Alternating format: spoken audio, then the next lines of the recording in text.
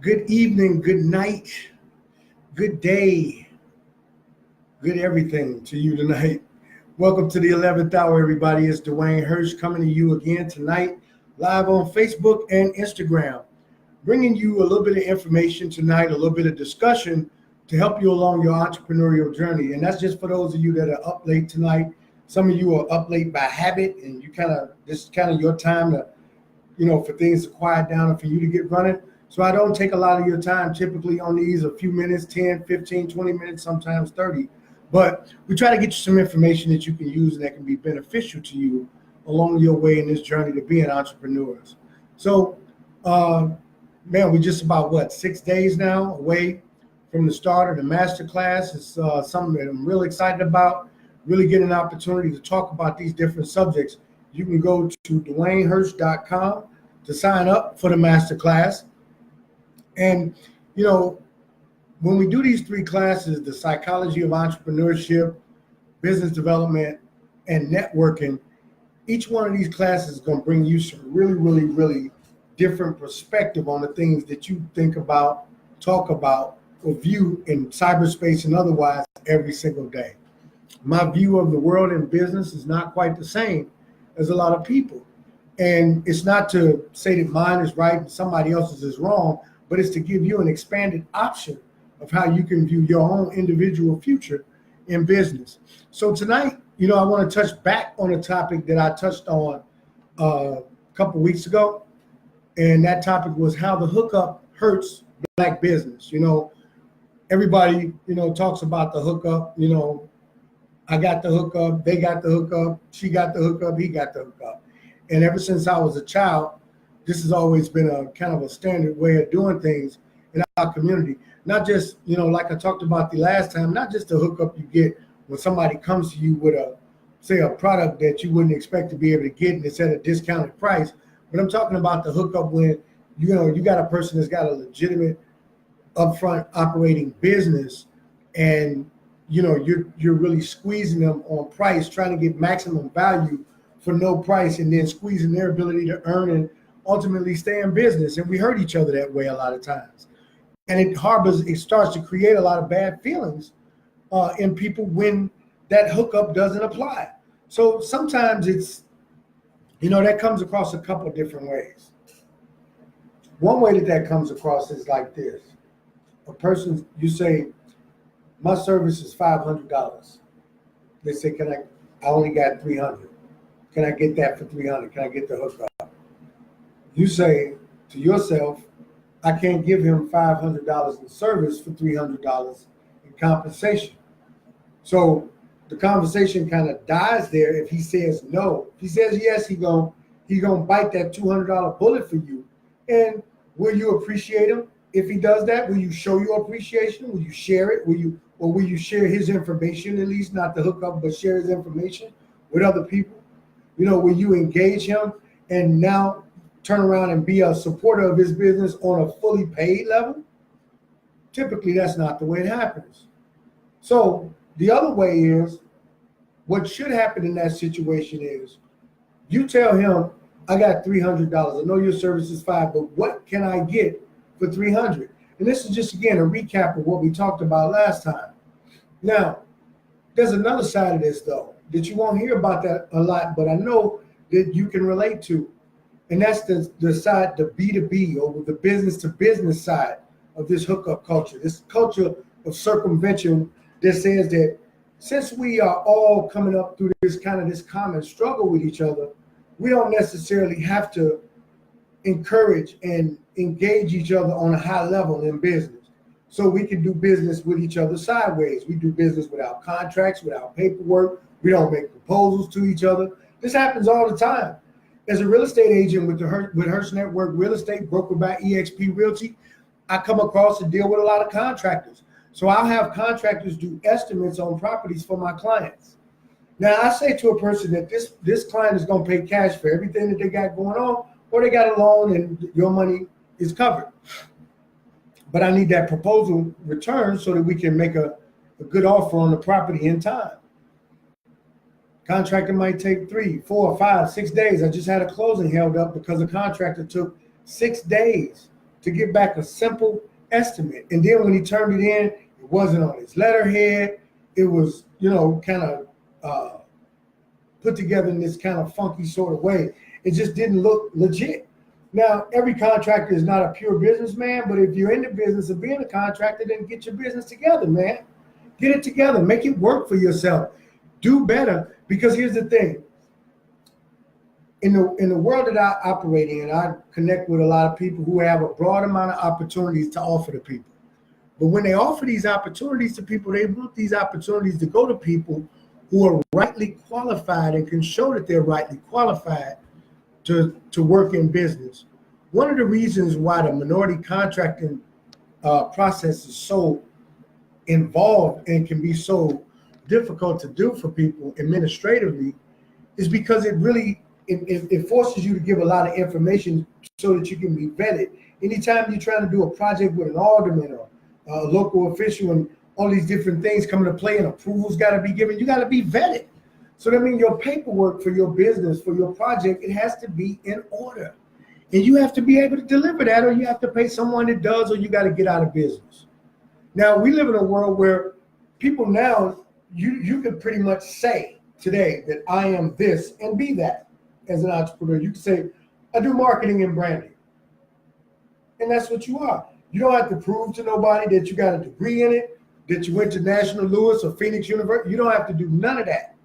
You could just say that. And if you can do it, you can succeed.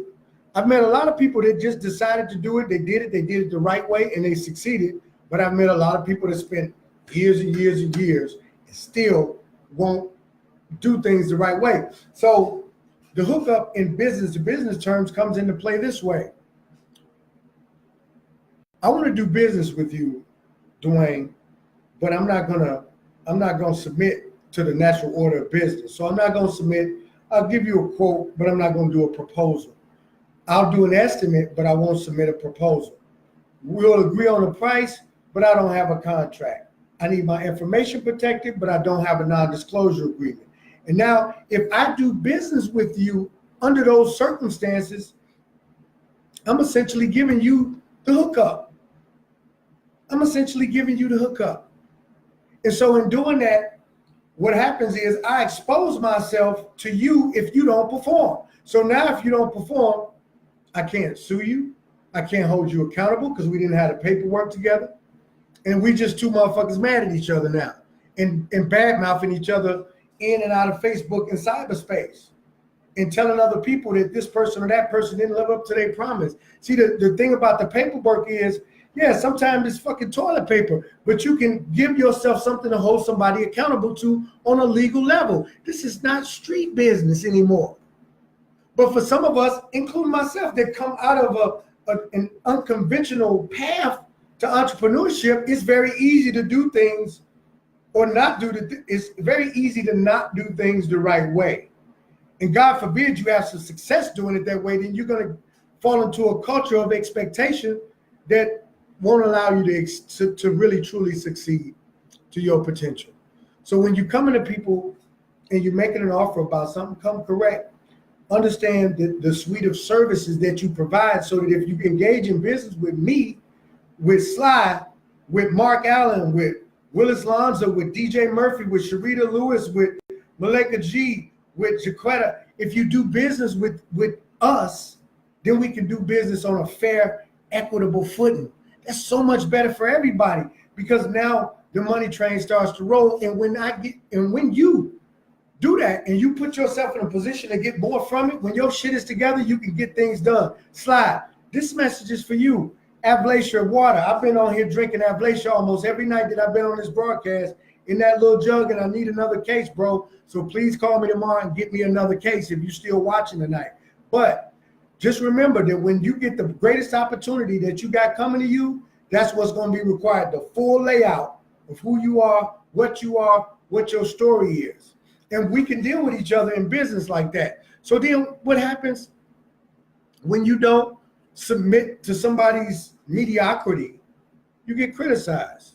They might criticize you. I've seen people fall out. Over the years, guys, there's thousands, hundreds, thousands of people that I've known and met and dealt with on a very personal level who a lot of times come to me and say, hey, Dwayne, I'm having an issue with this person. What do you think of them? And you ever had a problem with them, or what you hear about them? What's the reputation of different people? People come and ask me that.